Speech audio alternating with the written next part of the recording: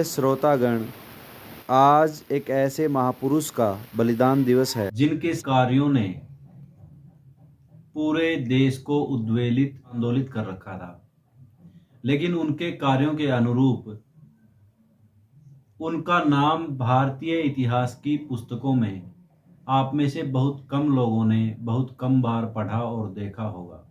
इस युवा का जन्म पंजाब प्रांत के जालंधर जिले में हुआ था और उनका नाम था महात्मा मुंशी राम।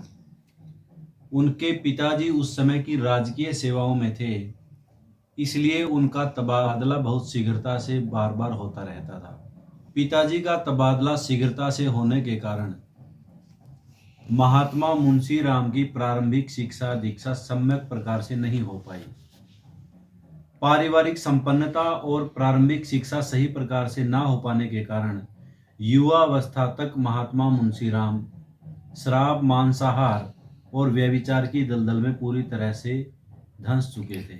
उनका जीवन चरित्र आज इसलिए भी अधिक प्रासंगिक है क्योंकि वर्तमान समय में हमारे देश के युवा शराब, मांस और व्यभिचार की दलदल में धंस चुके हैं।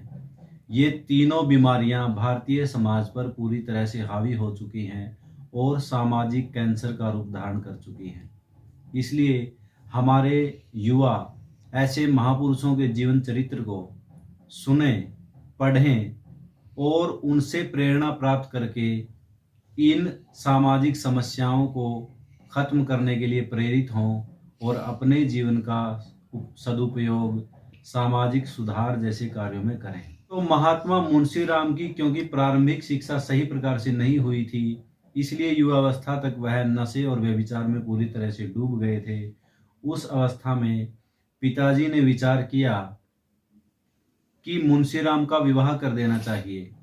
हमारे समाज की यह भी एक विशिष्टता है कि जब यह देखा जाता है कि किसी का पुत्र नशेड़ी बन जाता है या निकम्मा निकल जाता है तो माता पिता तुरंत विचार करते हैं कि इसका विवाह कर देना चाहिए, क्योंकि उनका मानना होता है कि जैसे ही विवाह शादी की जिम्मेदारियां इसके कंधों पर पड़ेंगी यह अपने आप सुधर जाएगा। लेकिन महात्मा मुंशी राम के साथ ऐसा नहीं हुआ।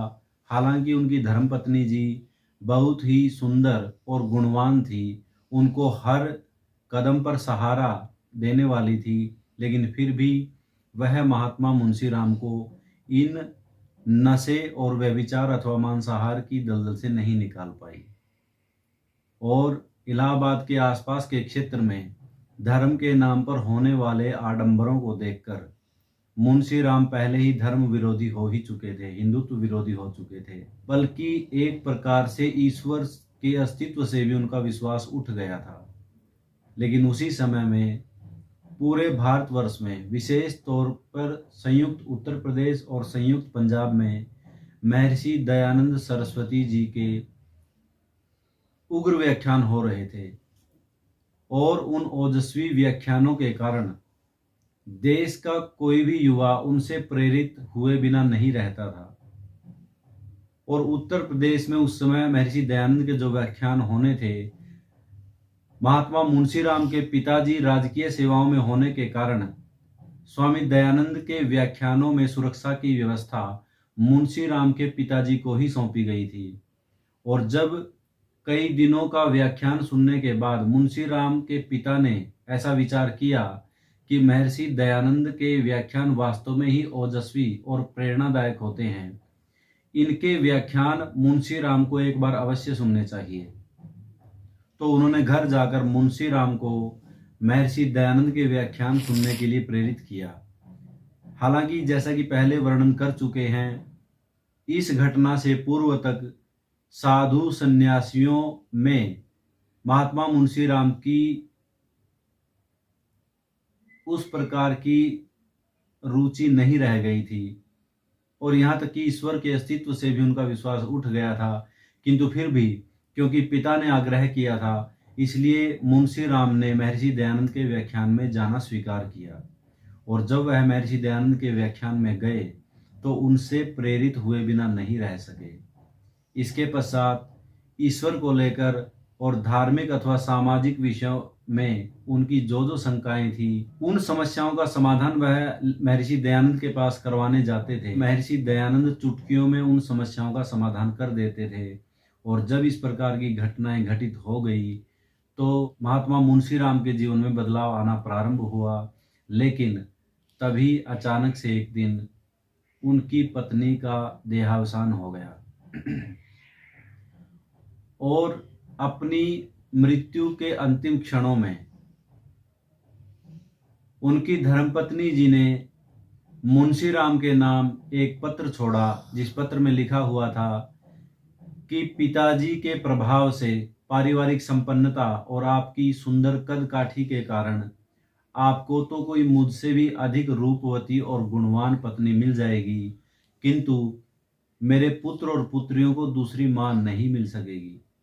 इसलिए दूसरे विवाह की स्थिति में भी पुत्र और पुत्रियों से स्नेह का हाथ उठने मत देना। और अपनी पत्नी के इस भावुक और मार्मिक पत्र को पढ़कर मुंशीराम ने न केवल दूसरा विवाह नहीं करने का निर्णय लिया, बल्कि यह भी दृढ़ प्रतिज्ञा की कि वह संन्यास ग्रहण करेंगे। और उन्होंने संन्यास ग्रहण किया, जिसके पश्चात उनका नाम पड़ गया स्वामी श्रद्धानंद। स्वामी श्रद्धानंद जी ने संन्यास ग्रहण करने के उपरांत उस समय सामाजिक और राजनीतिक क्षेत्र में जो पदार्पण किया, उसके पश्चात उन्होंने व्यापक स्तर पर लगभग हर क्षेत्र में अपने कार्य जमीनी स्तर पर करने प्रारंभ किए। महर्षि दयानंद ने प्राचीन शिक्षा व्यवस्था का जो प्रारूप अपने ग्रंथों में तैयार किया था, जिसे वह समयाभाव के कारण लागू नहीं कर पाए थे, महर्षि दयानंद के उस सैद्धांतिक कार्य को व्यावहारिक रूप देने का कार्य स्वामी श्रद्धानंद ने किया। इसके लिए उन्होंने सबसे पहले गुरुकुल कांगड़ी की स्थापना की, फिर गुरुकुल कुरुक्षेत्र और इसी प्रकार के अनेक गुरुकुल जो आज अपने देश में संचालित हो रहे हैं, उनमें से अधिकतर की स्थापना स्वामी श्रद्धानंद जी द्वारा की गई थी। इसके पश्चात उन्होंने दलितोद्धार को लेकर बड़ा व्यापक और जमीनी स्तर का कार्य किया, जिसको देखकर गरीब, पिछड़ों और दलितों के मसीहा डॉक्टर अंबेडकर ने भी स्वामी श्रद्धानंद को दलितोद्धार का चैंपियन कहा था। यही नहीं, जलियांवाला बाग हत्याकांड के पश्चात जब उसके विरोध में दिल्ली की सड़कों पर जुलूस निकालने का विचार चल रहा था, तो कांग्रेस अथवा किसी भी पार्टी के एक भी नेता का ऐसा साहस नहीं हुआ कि उस हत्याकांड के पश्चात कोई जुलूस अथवा रोष प्रकट करने का कार्यक्रम कर सके। उस अवस्था में भी स्वामी श्रद्धानंद ने अपने 40,000 अनुयायियों के साथ दिल्ली में रोष मार्च निकाला। अंग्रेजों की पुलिस ने उन्हें रोकने के लिए हवाई फायर किए और ऐसी धमकी दी कि आगे बढ़े तो गोलियों से उड़ा दिए जाओगे। तो स्वामी श्रद्धानंद ने अपने अनुयायियों को शांत और वहीं खड़े रहने का निवेदन करके खुद पुलिस अधिकारियों की तरफ बढ़े और वहां जाकर उस निर्भीक सन्यासी ने अपने भगवा वस्त्रों को अपने शरीर से दूर हटाया और उन अंग्रेज पुलिस अधिकारियों के सामने कहा कि चला सकते हो तो चलाओ गोली। लेकिन स्वामी श्रद्धानंद का आत्मबल और निर्भीकता देखकर उन पुलिस अधिकारियों का गोली चलाने का साहस तो नहीं हुआ, उल्टा उन्होंने नैतिक रूप से अपनी हार स्वीकार करके अपनी बंदूकों को ही साइड में फेंक दिया और इस अपराध के कारण उनके ऊपर कोर्ट मार्शल लगा और लंबी जेल की यातनाएं उन पुलिस अधिकारियों को सहन करनी पड़ी। इसके पश्चात जलियांवाला बाग में शहीद हुए हिंदू और मुस्लिम शहीदों के लिए एक शोक सभा का आयोजन दिल्ली की जामा मस्जिद में किया जा रहा था। स्वामी श्रद्धानंद के व्यापक प्रभाव को देखते हुए दोनों ही समुदायों के लोगों ने उनसे विशेष आग्रह किया था कि वह उस शोक सभा को संबोधित करें और उस आग्रह पर स्वामी श्रद्धानंद दिल्ली की जामा मस्जिद में गए और वहां पर वेद मंत्र से अपना व्याख्यान शुरू किया। ऐसा करने वाले एकमात्र हिंदू सन्यासी स्वामी श्रद्धानंद जी हैं, जिन्होंने किसी विख्यात मस्जिद से वेद के मंत्र से अपना व्याख्यान दिया हो। यही नहीं, उन्होंने हम शब्द की शाब्दिक व्याख्या इस प्रकार की कि है से हम हिंदू और मैं से मुसलमान, अर्थात हिंदू और मुस्लिम एकता पर भी उस समय उन्होंने जोर दिया और लोगों को वो ये समझाने में कामयाब रहे कि कभी हिंदू और मुस्लिम एक ही परिवार के सदस्य थे। इस कारण जब बहुत सारे लोग जो मुस्लिम बन चुके थे उनको यह बात समझ में आई, तो बड़े पैमाने पर लोग उनके शुद्धि आंदोलन से प्रभावित होकर खुद की शुद्धि करवाकर दोबारा हिंदू धर्म में दीक्षित होने लगे। प्रत्येक साधारण मुस्लिम के ऊपर स्वामी श्रद्धानंद का इतना व्यापक प्रभाव हो रहा था, लेकिन उस समय के कुछ वरिष्ठ राजनेताओं और धार्मिक नेताओं को इन कार्यों से अपना सिंहासन और साम्राज्य और अपने अनुयायी समाप्त होते नजर आ रहे थे। इसलिए उनको स्वामी श्रद्धानंद के यह कार्य फूटी आंख भी नहीं सुहा सकते थे।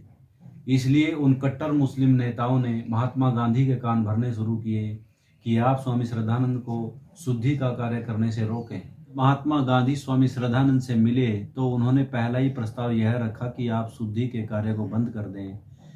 स्वामी श्रद्धानंद ने बिना कुछ सोच विचार किए महात्मा गांधी को यह आश्वासन दिया कि वो शुद्धि का कार्य तत्काल प्रभाव से बंद कर देंगे, किंतु बदले में उस समय अलग अलग क्षेत्रों में जो ईसाई और मुस्लिम मिशनरी मतांतरण का कार्य कर रहे थे, भोले भाले हिंदुओं को मतांतरित कर रहे थे, वह कार्य भी तत्काल प्रभाव से बंद होना चाहिए। महात्मा गांधी समेत कांग्रेस के किसी भी नेता के पास इस प्रश्न का कोई जवाब नहीं था। इसलिए यह कार्य अधर में रह गया। और जब महात्मा गांधी से और कांग्रेस से यह मुद्दा नहीं सुलझा तो उन कट्टर मुस्लिमों ने इससे संबंधित एक वाद उच्चतम न्यायालय में दायर किया कि स्वामी श्रद्धानंद लोगों को बहला फुसलाकर शुद्ध करके हिंदू धर्म में दीक्षित कर रहा है। लेकिन पूरे तथ्यों और तर्कों के आधार पर माननीय न्यायालय ने स्वामी श्रद्धानंद और उनके कुछ अनुयायियों को बाइज्जत रिहा कर दिया। तो जब ऐसा हो गया, उन कट्टर मुस्लिम नेताओं ने भोले भाले मुसलमानों को भड़काना शुरू किया कि स्वामी श्रद्धानंद पूरे इस्लाम का शत्रु है। और महात्मा गांधी ने भी जब ऐसा विचार किया कि उनके अनुयायी और कुछ खास नेताओं के एक खास पार्टी के जो वोट बैंक अल्पसंख्यक समुदाय था, उनको भी ऐसा एहसास होने लगा कि यह वर्ग धीरे धीरे उनके हाथ से छिटक जाएगा और स्वामी श्रद्धानंद का अनुयायी बनता जा रहा है, तो महात्मा गांधी ने भी अपनी पत्रिकाओं में इससे संबंधित लेख लिखे कि यदि आपको न्याय ना मिले, अदालत से न्याय ना मिले, तो आपको खुद न्याय करने का अधिकार ईश्वर ने दिया है। और इस प्रकार की भड़काऊ बयानबाजी, भड़काऊ भाषणों, व्याख्यानों को सुनकर एक सिर फिरे मतांध मुस्लिम युवक ने 23 दिसंबर 1926 को स्वामी श्रद्धानंद की उस अवस्था में जब वो बीमारी से पीड़ित थे और अपने बिस्तर पर पड़े हुए थे, धोखे से गोलियां चलाकर उनकी हत्या कर दी। लेकिन उनके द्वारा जलाई गई शिक्षा और शुद्धि की ज्वाला मशाल आज तक भी अपना कार्य निरंतर कर रही है। हम सभी स्वामी श्रद्धानंद के जीवन से प्रेरणा लें, अपने आप को भी अलग अलग प्रकार के व्यसनों से मुक्त करें और अपने जीवन को समाज सुधार और राष्ट्र सेवा के बड़े कार्यों में लगाएं। आज उनके बलिदान दिवस पर उन्हें नमन करते हुए मैं अपनी वाणी को विराम देता हूँ।